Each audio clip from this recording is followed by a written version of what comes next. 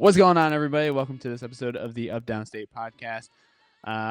We are here. We have Nichole, Beth, and Brian. And if you haven't known, we are named the Updownstate Podcast because we used to live upstate, but now we are downstate here in Middle Tennessee. And we are going to kind of circle back. So if you guys joined us for those first couple episodes, we're going to kind of circle back to those first couple episodes and talk about the healing journey. So obviously we talked about what happened in our life to blew up our family.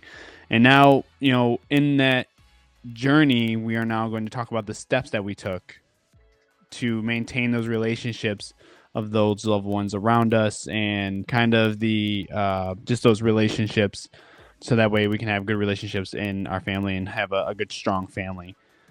So why don't you guys, kind of kick us off with that? Yeah, I definitely think one thing I want to say is like everybody's healing journey is different, right? Yeah. So, what each one of us went through is going to look different than what anyone in their own journey is going to go through. There may be some things you can take from it, some pointers or tricks and tips that we've used, but know that every situation is different, right? And for us, we've been fortunate enough to mend relationships and kind of come back together and be a strong family unit, like Brian said. But that's not going to be the case for everybody, right? Some people may be in situations where it's not safe to maintain a relationship with someone that's caused trauma in their life, or it just not be healthy in general. Even maybe it's not so much unsafe, but it's just not healthy for you and your personal mental health or whatever it may be, right? I think the biggest part of healing is it's you first taking the steps you need for you, right? And that's the thing is, like, you can't force somebody else to heal, and you can't force somebody else to change. So your healing journey might look like cutting people out.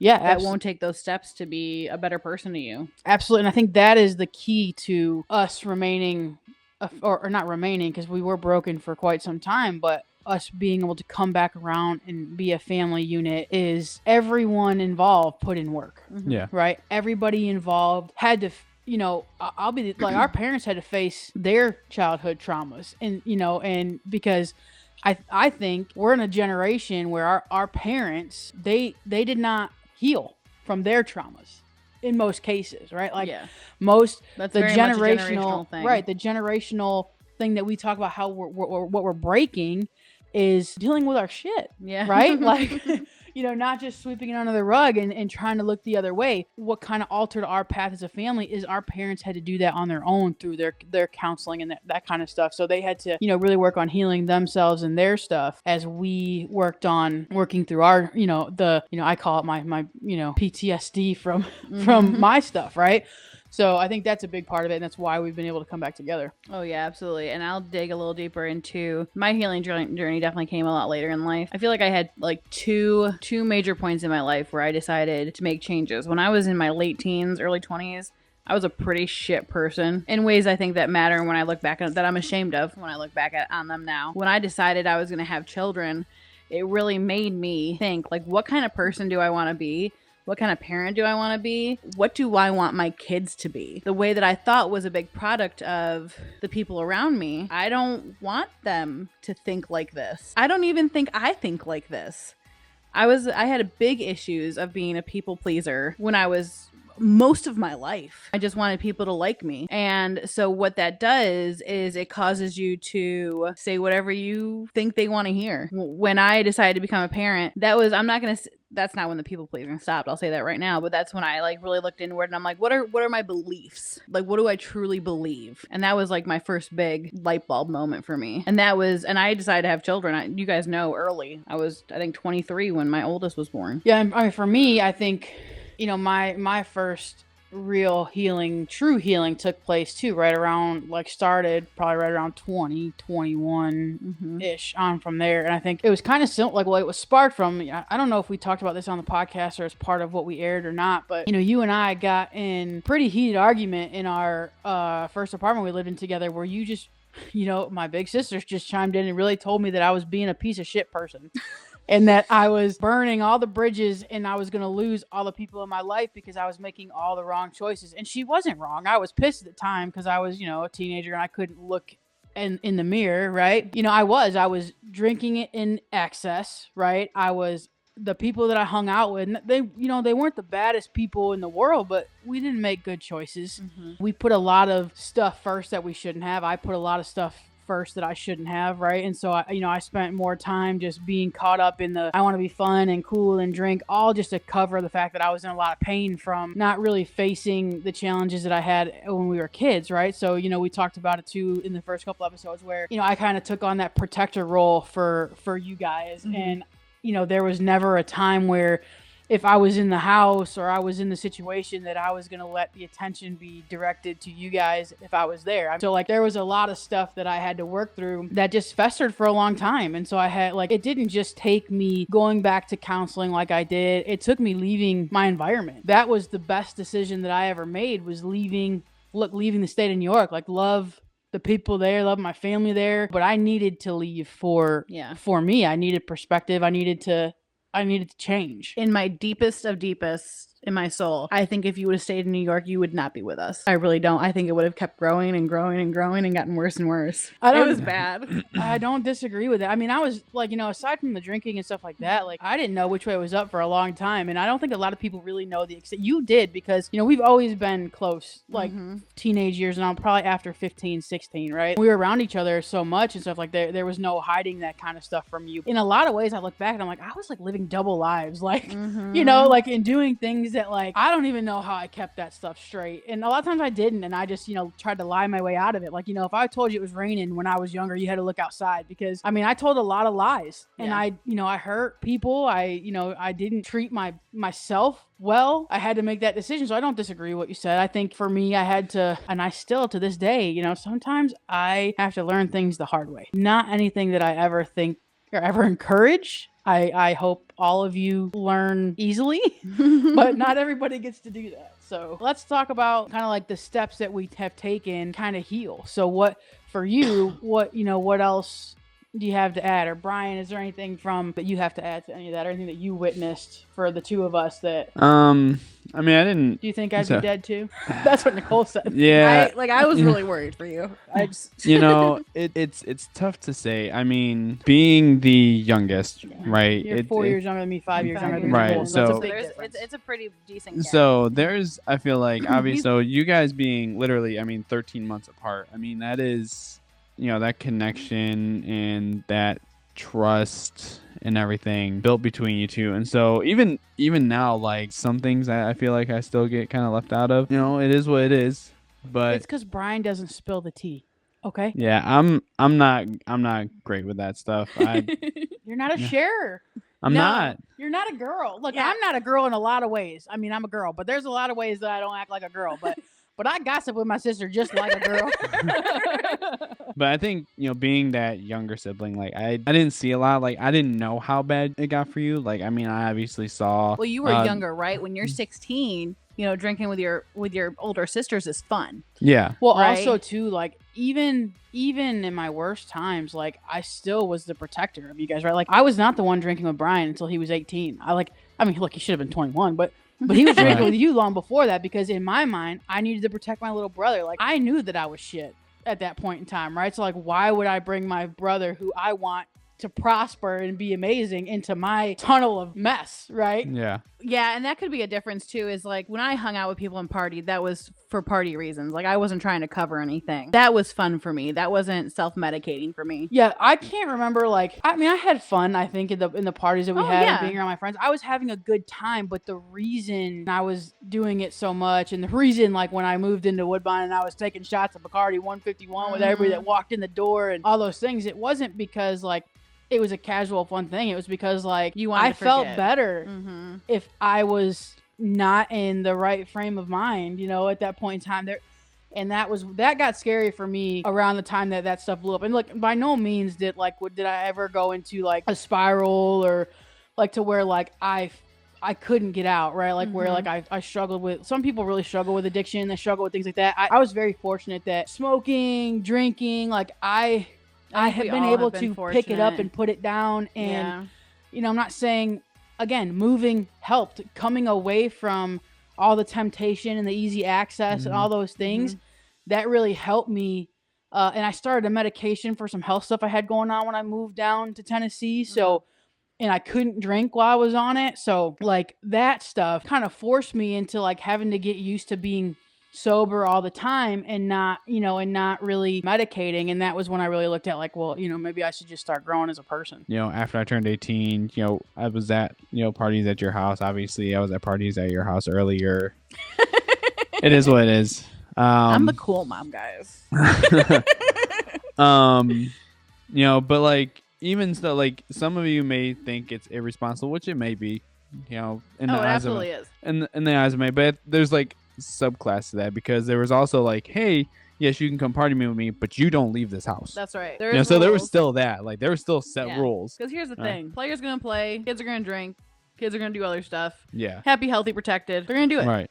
I want to know. I want you to know that I am there for you, and I want to make good choices. Right? Yeah. That's what I tell my kids all the time. Make good choices. The change that I saw in you, it was dramatic for me. It was a dramatic change because at 18, I mean, after mom and dad moved, right? I mean, we didn't really see each other a whole lot. For and years. Then several years.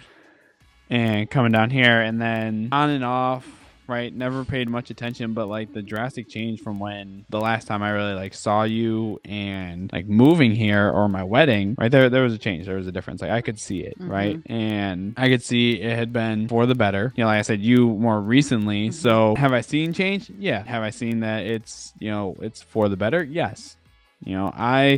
I am very much I don't like to dive into other people's lives as deep. I like to also still be the person like, hey, like if you need anything, like I'm here.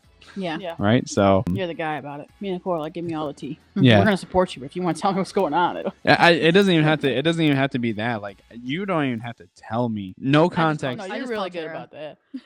No context whatsoever. And I do this with Chris and Jake, my two best friends. And I tell them, I'm like, listen, no context. Like if you need something, let me know. Right? Yes, I'm 900 miles away, but like a few times where like Chris would be like, hey, listen, like I don't have a car. I need an Uber. Can you shoot me some money? Because I'm down. I got you. Like you do. Yeah. Hey, bro, I need $20. Cool. Here you go. And he pays me back. I don't expect it, but he does. That's the kind of person I am. I mean, so seeing the changes in you guys, yes, I've seen them. Happy that you're making them. Deep diving into like what you guys have done, like I couldn't tell you. Yeah, I couldn't tell you. So I'd say like my second coming was in 2020. So I was with my children's father for 11 years. And I've worked very hard to make sure that like he stays in their lives. I want them to have a relationship with their dad. And I'm not, and he's he is. I never wanted to be the kind of person that was like vindictive about that stuff, because I think it's so important. You guys know I'm a big proponent of like making sure my children are heard and making sure their feelings are validated. And you can't do that by putting them in the middle of a bitter, nasty, So there was a lot of stuff that went on. There was like talking to other people behind my back, and I mean, there was reasons I could have gotten real mad and walked away. I had a lot of issues with people pleasing. There was a lot of reasons I thought I wasn't good enough to have a better relationship.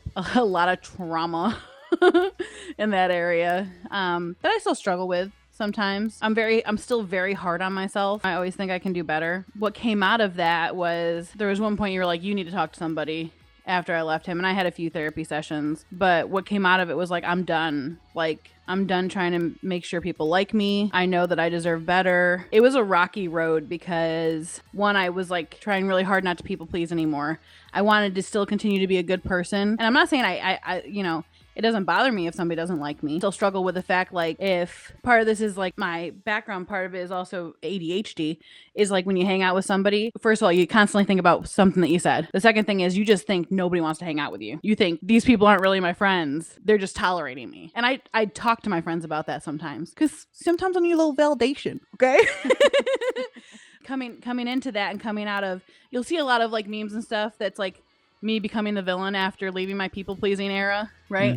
And part of that is because you don't know how not to do that. So sometimes, instead of just being normal, you're like a little mean, right? That was something that you mentioned to me when I had said something to Brian, and Elizabeth was like, yeah, you were being a bitch that day. Yeah. And I was like, that makes sense. I was just I was trying to be a different person. I was trying to be stronger. I was trying to stand up for myself. And in that way, I had to figure out how to do it.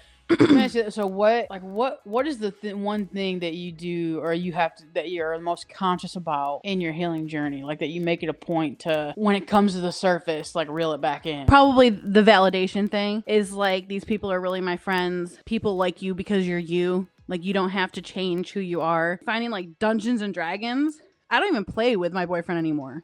Yeah. Like, I run a game with different people and I love it. And I feel like that was one of the things that I found that can be mine. Yeah, and I think that stuff is important when you start making decisions for you. And I think that's key, right? Like when you're going on a healing journey, like it has to be for you. Like whether it's, whether it's you starting to live for yourself and doing the things that you enjoy and not trying to please somebody else, or like in my situation is like I need to choose like, how to let go of all this anger and this, really fear and stuff that I was living with. Because I spent a lot of years waiting for the other shoe to drop in a lot of situations. I had to make the very conscious decision. Something needs to change, and no one is going to make this change for me. I have to be the one that controls this, right? So, and it can't matter this person that hurt me and that person that hurt me and this person that broke my heart and this, this person that devastated me.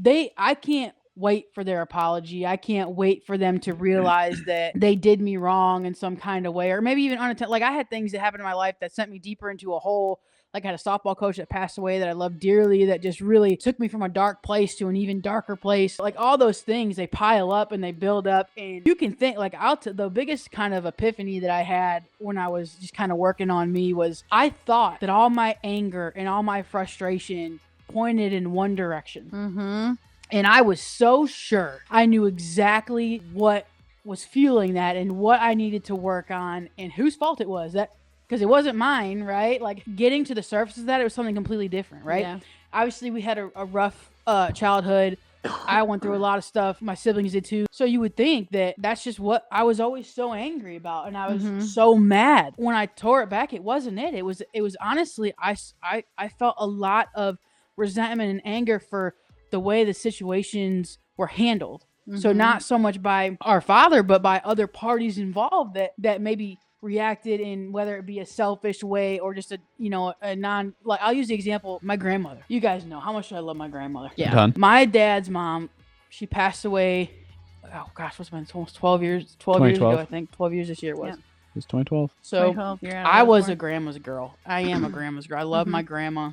I love my nanny, but I love my grandma as well. That woman hung the moon to me. I'll never forget. There was just a time, it was Christmas. It was right around Christmas Right around Christmas. And made, I think, maybe in my opinion, not the right decision on how to handle the situation that our family was going through. And how she handled it really put a lot of unwanted, uncomfortable attention on me. Like it really, I was 12 years old at the time. It really messed my head up a little bit. I had frustration around that. Like I had to realize, and I had to work through that. I had to name it and I had to forgive it. And I had, I had to do that for me because again, I don't need an apology. I don't, the decision that was made or the way something was handled, that's just the way it was. You can't change it, right? Yeah. You can't change your situation or the past. All you can do is learn from it and move forward. So I know if I was ever put in that situation, how I would not handle it. But there was a lot of little things like that. You sometimes you always look at the big thing and you think that's it. Like that's what the problem is. But when you dig deep and you really start being honest with yourself, because I was never honest with myself. I promise you, if I lied to your face, I probably believe what the hell I was telling you at the time, or I tricked my mind into believing that was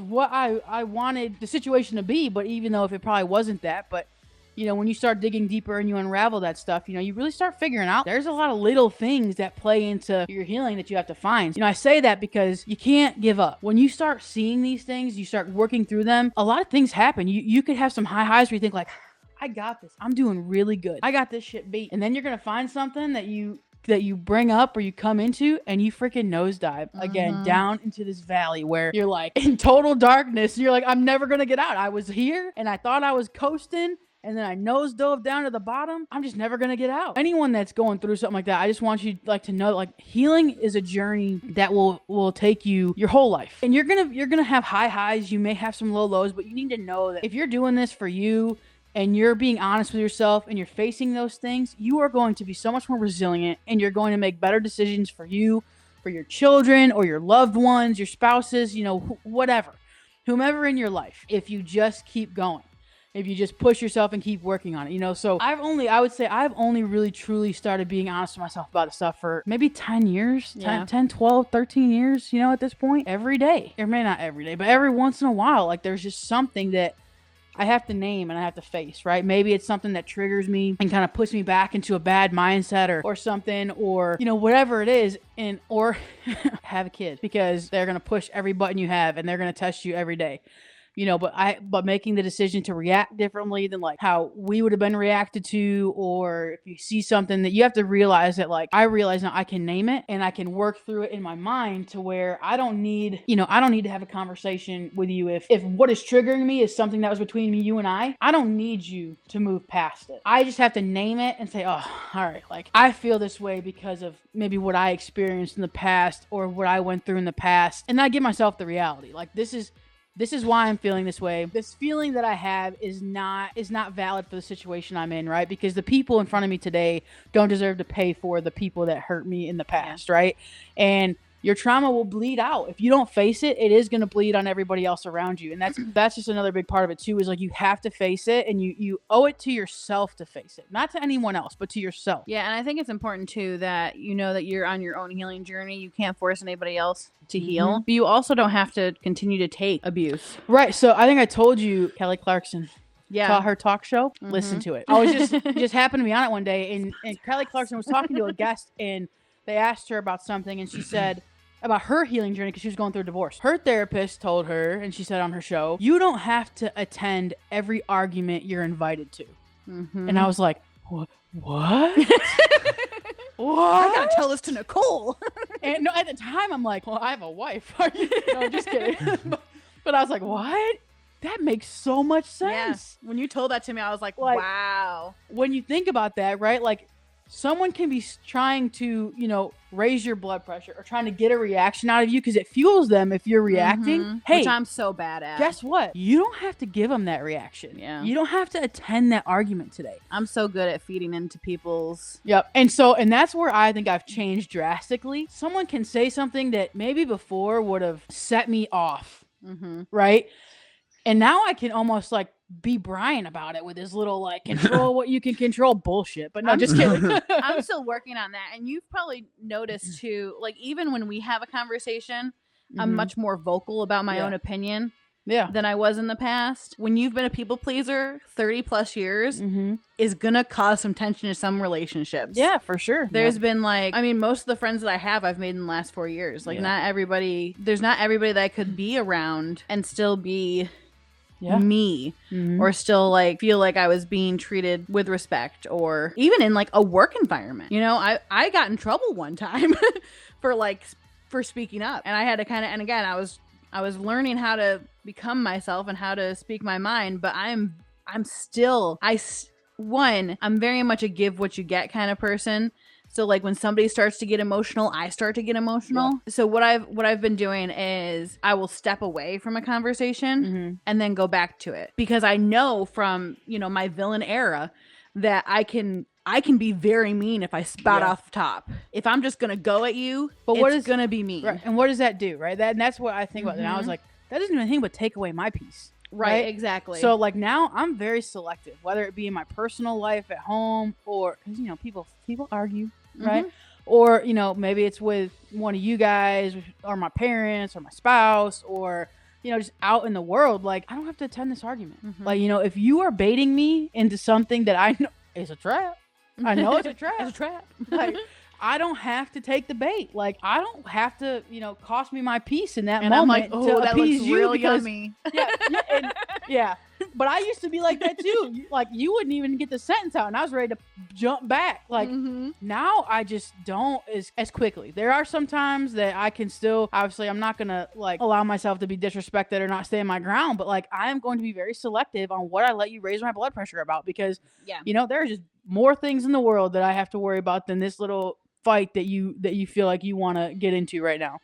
I'm telling you, like that's a game changer. You like just thinking like I don't have to indulge in this. Like, and look, and there's some things like there's some times that when your spouse wants to go around about something, sometimes there ain't no choice. It's mandatory attendance. Well, but not all the time. I mean, there's still stuff that I will argue about. The thing is, you have to think about it, right? Like I said, sometimes the argument's gonna be mandatory. Sometimes I like to pick a fight too, because we're human, and sometimes you're just in the mood. Okay, but if the argument's not gonna add value, if it's not gonna fix a problem, if it's not gonna make anything better, why are we doing it? Why are we attending it? Are our emotions just high on something because We need a minute to fully understand what's going on, and maybe we just need to cool off and revisit it with a conversation so we can have the conversation while being kind to each other.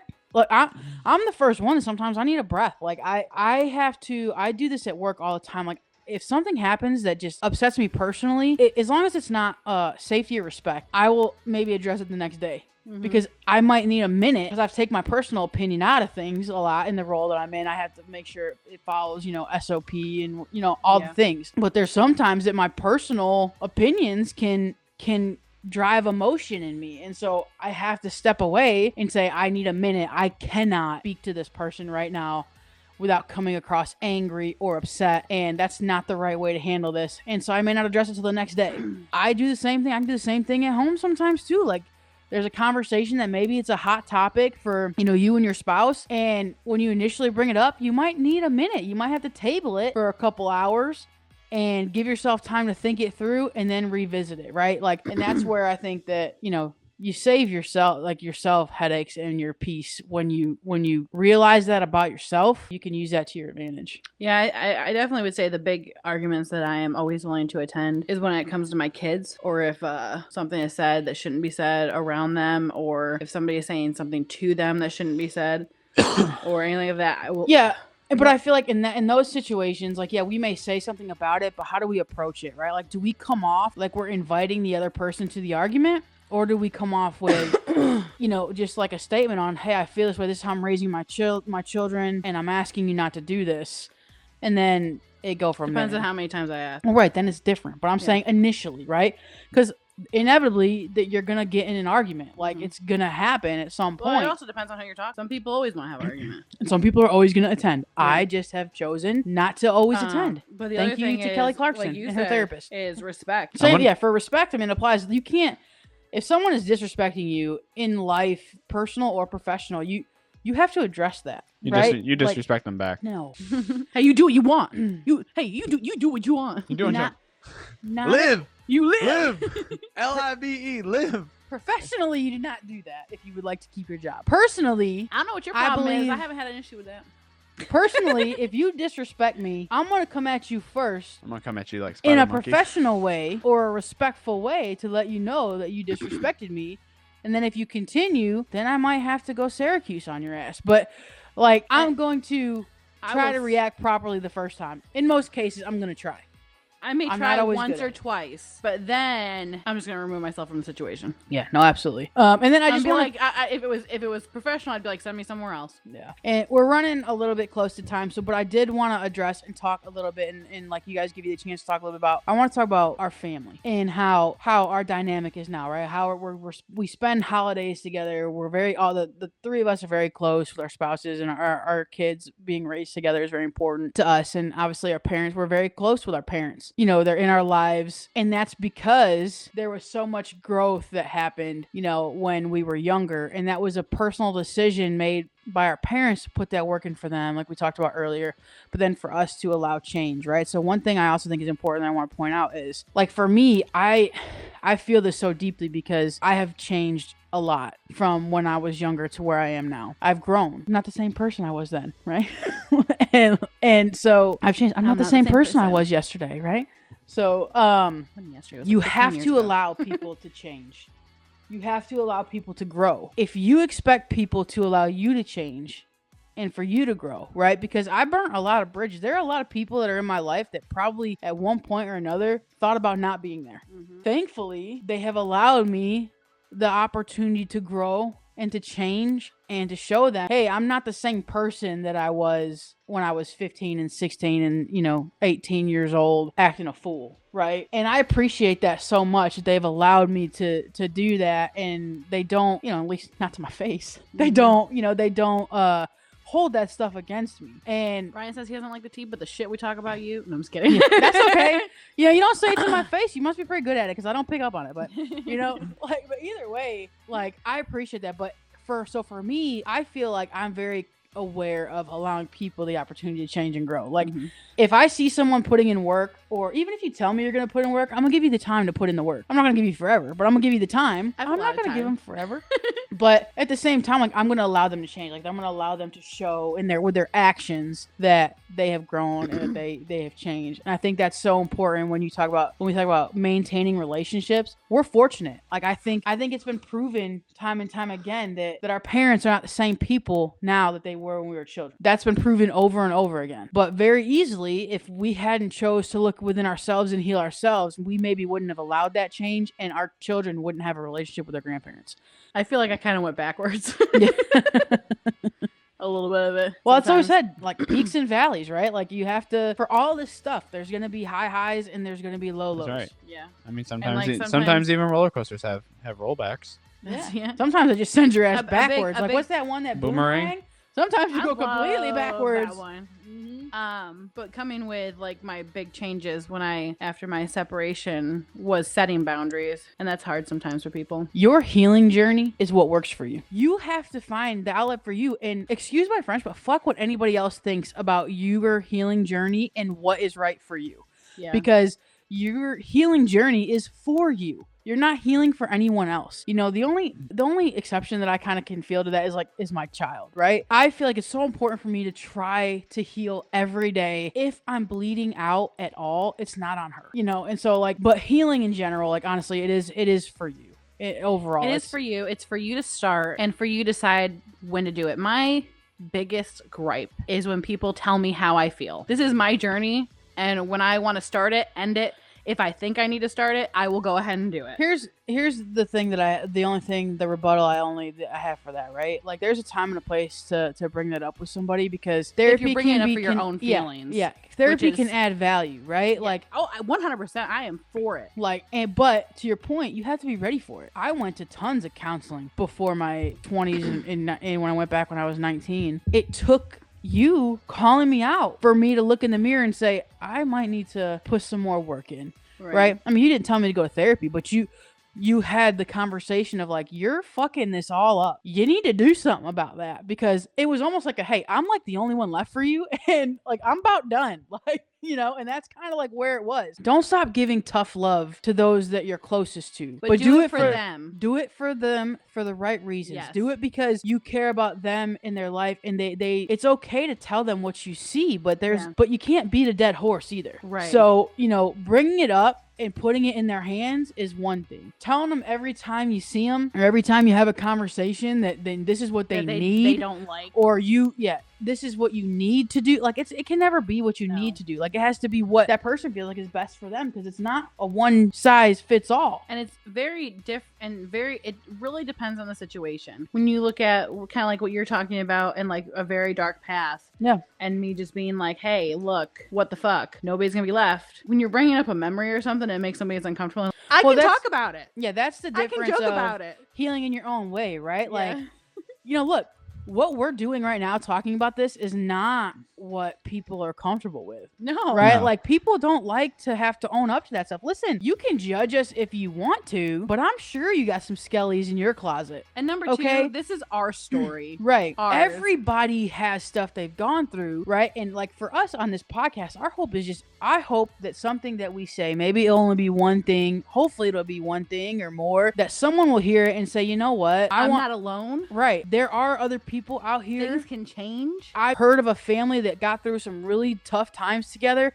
and guess what? They came out on the other side. They're whole and healed. I'm not saying it didn't cost us anything. Mm-hmm. Our relationships are different in some ways. With, you know, we're able to be a family with our children growing up with their grandparents and having those experiences. Some people don't get to do that because of trauma, and no one is brave enough to say it out loud that we need to fix this, that this isn't right. And so be upset if you would like that we call it what it is. Everybody is going through something. If talking about it or talking about your past journey can help somebody, why not do it? What is technology for if you can't offer someone a helpful piece of advice, right? Yeah. And if you don't like what we have to say, turn us off. That's right. There's a stop button. And that's just how I feel about it. You know, Yeah. I hope that, you know, it reaches someone that we add value to their life with what we're talking about. You know, but if we don't, you know, hit the stop button, because then this isn't for you, and that's okay. No, And it's no not hard gonna feelings. be just all about this. Yeah. You know. Yeah, you know, we're We gonna hope mix that it we up, can but reach people. We hope Yeah. that you can see that we're happy now. You know, we try to bring some fun stuff. We know it's not Mhm. all bad, but you need a Yeah. background so that we can tell you how we've healed. yeah, I 100% agree.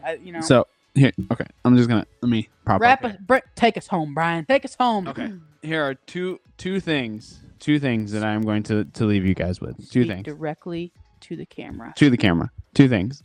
Number one, on your healing journey, there are going to be cuts that are going to be made. It is up to you whether you are going to leave them or if you are going to build a knife set with them. So there's one thing. Take that with what you will. Second thing, the grass is not always greener on the other side. It is greener where you water it and take care of it. That is all I'm going to leave you with. Okay, Brian. But other than that, thank you guys for joining us of this episode of the Updownstate Podcast. We hope that you did enjoy this episode. You learned a lot. Hopefully these things can help you, as we said multiple times and 10 times over. Make sure that you guys are following us on our social media accounts at Updownstate PDcast. Subscribe to the YouTube channel. Turn on those notifications so you know when these episodes come out. Come hang out with us, guys. Yeah. Can we do a true crime podcast? Just one episode. Let's pick a serial killer or something. It's October, and they did this on the podcast that I listened to, and they do it for just the month of October. And I'm like, I know all the serial killers. I can get some shit on them. Like, I think we should discuss one. I think it'd be fun. And we're talking about mixing it up. I think we're going to close this episode out. So Brian is such a boy. Like, you were with me. I saw it in your face. You're like, oh, we could talk some shit. so I'll have to do some research. I'm not like a true That's crime what I junkie mean. Like, let's you, but- research it and talk about it and like give our opinions. Like, I mean, if we do all alleged stuff, like we can make it all up. I mean, We could do cryptids too. Do you know what cryptids are? Like Bigfoot and yeah, like Bigfoot and like conspiracy theories. and stuff? and Oh, the okay. what's the thing? When Wendigos and like skinwalkers and Yeah, I mean, we can do whatever we want, Brian. I'm just saying. Think about it. let's do something spooky, Brian. It's just It's spooks. October. Come on. It's just spooks. You got I think our next episode will be a Halloween episode, right? I'm pretty I sure. think after this one airs, the next one will be the week of Halloween. I'm pretty sure. Yeah, I'm just saying. we could do the spooks. this would come out on the 22nd. Yeah, it would. So the next So one the will come out on next the one- 29th, right All before Halloween. We'll talk about it, y'all. I'm just saying. Put it in the comments. You want to hear us talk You about do. some spooky serial killer or something. This is the podcast you're looking for. Yes. And if you want, let us know which one you'd like to hear us talk about. Yeah. I mean, Lord knows we ain't in short supply. yeah. I share a birthday with Jeffrey Dahmer. Is that real? And it shows. No, I'm just kidding. Is that real? Thank you for coming to this episode. I guess we'll never know. Thank you for coming to this episode. I am Brian, I'm Beth. I'm Nichole. and we'll talk to you guys later. Bye, guys. Peace out.